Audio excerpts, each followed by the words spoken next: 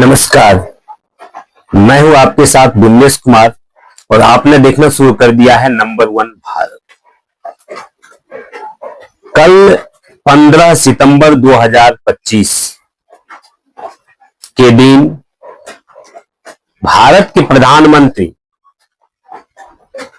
पूर्णिया की ऐतिहासिक धरती गुलाब बाग सीसाबाड़ी एसएसबी कैंप के मैदान में जनसभा को संबोधित करने आए थे और एयरपोर्ट का जो है उद्घाटन करने के लिए आए थे। तो सबसे बड़ी बात यह है कि उन्होंने एयरपोर्ट का उद्घाटन करने के लिए आए थे। एयरपोर्ट का उन्होंने उद्घाटन किया। पूर्णिया को बहुत बड़ी सौगात दी गई, कई और भी सौगातें मिली। इस वीडियो में जो मैं आपको सबसे पहले दिखाना चाहता हूं कि बाहर के जो घुसपैठिए हैं वो बांग्लादेश के घुसपैठिए हों या अन्यत्र कहीं के, लेकिन जो बांग्लादेश की घुसपैठिए हैं, खासकर उसकी बातचीत ज्यादा हो रही है कि बांग्लादेश के घुसपैठिए भारत में बसे हुए हैं, घुसपैठ किए हुए हैं, उन सभी को बाहर निकलना ही होगा, उसको निकलना पड़ेगा बाहर। प्रधानमंत्री जी खुद देखिए कि क्या कह रहे हैं।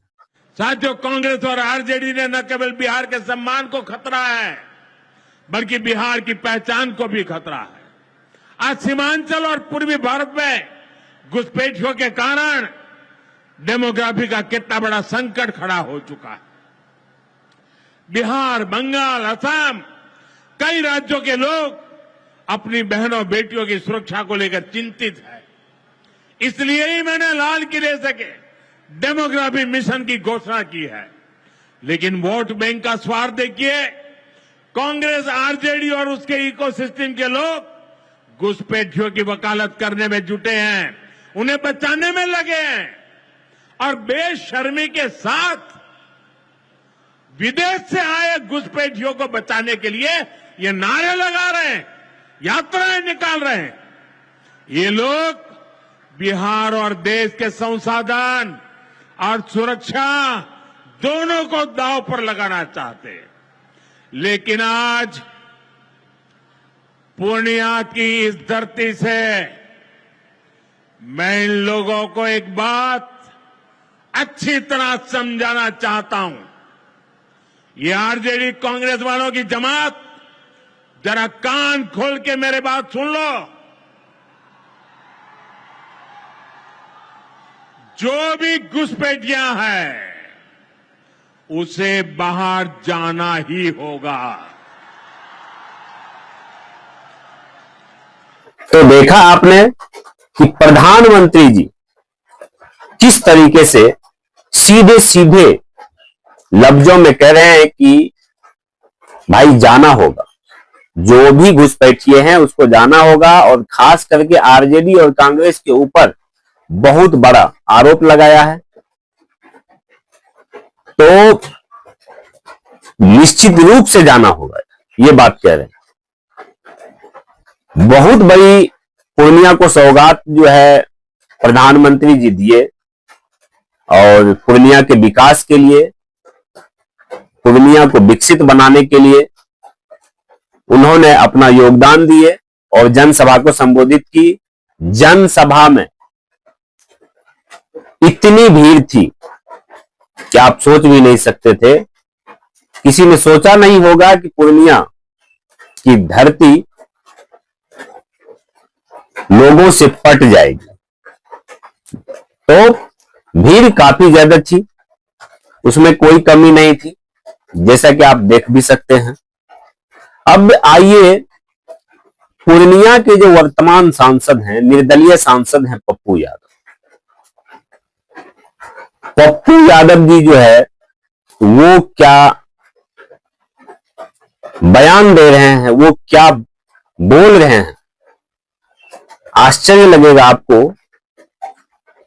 मखाना को जीआई टैग जो है वो मिल चुका है।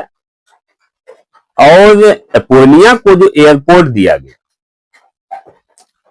मोदी जी, लोग कह भी रहे थे कि मोदी जी ने कहा था कि हवाई चप्पल पहनने वाला भी एक दिन हवाई जहाज पे चढ़ेगा। तो अब जो है वो पूर्णिया में हो चुका है। वहां पे लोगों से मैंने बातचीत किया, बहुत सारे लोग ये सब बातें कह रहे थे। आइए पप्पू यादव पे आते हैं। सबसे पहले आपको बता दें कि देखिए, पप्पू यादव, वो पप्पू यादव, जिस पप्पू यादव को कांग्रेस के नेता राहुल गांधी का हनुमान कहा जाता है। और राहुल गांधी जिस जगह रहते हैं, तेजस्वी यादव जिस जगह रहते हैं, वहां मंच वो साझा करना चाहते हैं, लेकिन उनको मंच जो है नहीं मिलता है। कई बार जो है उनको मंच से भी उतार दिया जाता है। उस पप्पू यादव को एनडीए के नरेंद्र मोदी के मंच पर आप देख सकते हैं कि उनके साथ, नरेंद्र मोदी के साथ उस मंच पर जगह दी जाती है जिस मंच पर भारत सरकार के सभी मंत्री संत्री सभी लोग हैं। तो और वहां से पप्पू यादव अपनी 5 मांगों को भी रखते हैं। पप्पू यादव नरेंद्र मोदी का आदर करते हैं, नीतीश कुमार जी को कहते हैं कि सच्चे मुख्यमंत्री हैं, सही सच्चे लोग हैं। और सबसे बड़ी बात यहां ये देखने को मिल रही है कि जिस पप्पू यादव को कांग्रेस के सुप्रीम लीडर राहुल गांधी और बिहार के सुप्रीम लीडर कह सकते हैं आप, तेजस्वी यादव, अपने होते किसी भी मंच पे जो है उनको जगह नहीं देते। लेकिन यहां देखिए, पूर्णिया की धरती पे जो है पूर्णिया के सांसद को वो सम्मान दिया गया है जिस सम्मान के वो काबिल हैं, जो सम्मान वो चाहते हैं और जो सम्मान उनको मिला, क्योंकि वो वर्तमान सांसद हैं। और उनका भी हवाई अड्डा जो है चालू हुआ है, उसमें बहुत बड़ा योगदान है। और प्रधानमंत्री देखिए वहां पे हैं, और खुद स्वयं माननीय सांसद पूर्णिया पप्पू यादव जी क्या कुछ कह रहे हैं, बड़ा दम्भ भर रहे हैं। इस सीमांचल और कोसी की आवाज, एक जिन्होंने संघर्ष किया, जिन्होंने जिद था, जिनके भीतर जुनून था एक परिवर्तन का, और वो संकल्प लिया गया था, आज वो संकल्प की जीत है, सीमांचल की जनता की जीत है, कोसी की जनता की जीत है। और उसके लिए हम आदरणीय एक ऐसे प्रधानमंत्री जी, एक ऐसे ईमानदार मुख्यमंत्री जी, माननीय नीतीश कुमार जी, माननीय प्रधानमंत्री जी का मैं स्वागत करता हूं। मैं धन्यवाद देता हूं दिल के गहराइयों से कि आपने हमारे सपनों में साथ दिया, आप हमारे उम्मीद के साथ खड़े हुए, और आप हमारे विश्वास की ताकत बने। आपका अभिवादन, आपका अभिनंदन। जब जब विकास में आप सहयोग करेंगे, पप्पू यादव विकास में आपके साथ खड़ा होगा, ये मैं आपको वादा करता हूं। मैं सिर्फ 4 बात कहना चाहूंगा। एक, माननीय दिलीप बाबू, आप नायक हैं, आप नेतृत्व कर रहे हैं, आप पर गर्व है हमें। मैं सिर्फ इतना कहना चाहूंगा, हम 5 चीज का डिमांड करना चाहेंगे।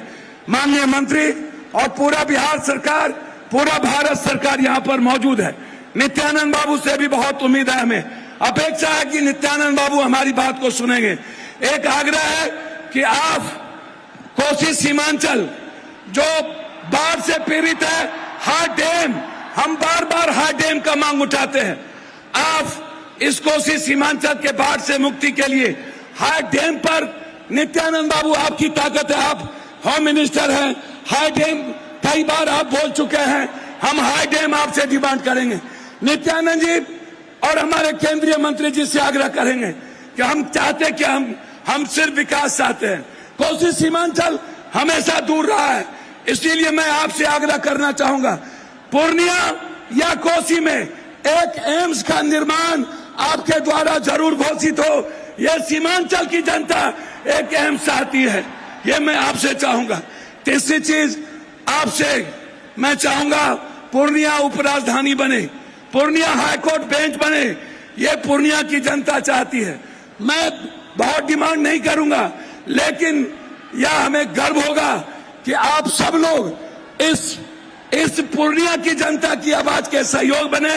मैं इन्हीं शब्दों के साथ एक आग्रह करूंगा आपसे कि पूर्णिया में एक इंटरनेशनल स्टेडियम की घोषणा हो, एक ऐसा स्टेडियम जो भारत में आके खेले। मैं इन्हीं शब्दों के साथ मैं पुनः आपसे यह आग्रह करते हुए कि आपने मखान पर और तिलकुट पर 18% और मखान पर अब 5% आपने जीएसटी लगाया है।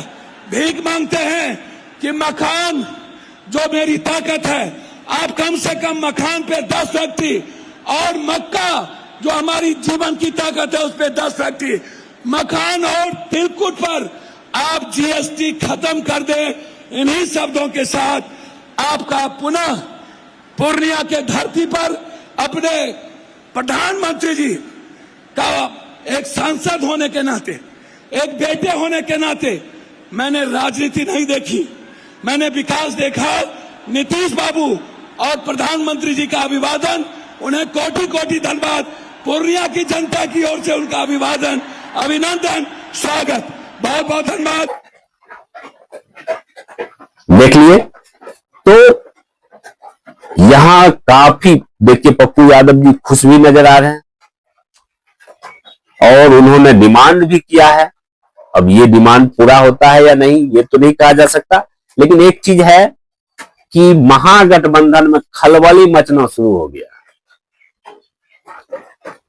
बिहार की राजनीति एक अलग ही करवट ले रही है और यहां पप्पू यादव जो है कहीं ना कहीं एनडीए की ओर पप्पू यादव का जो है झुकाव नजर आ तो रहा है।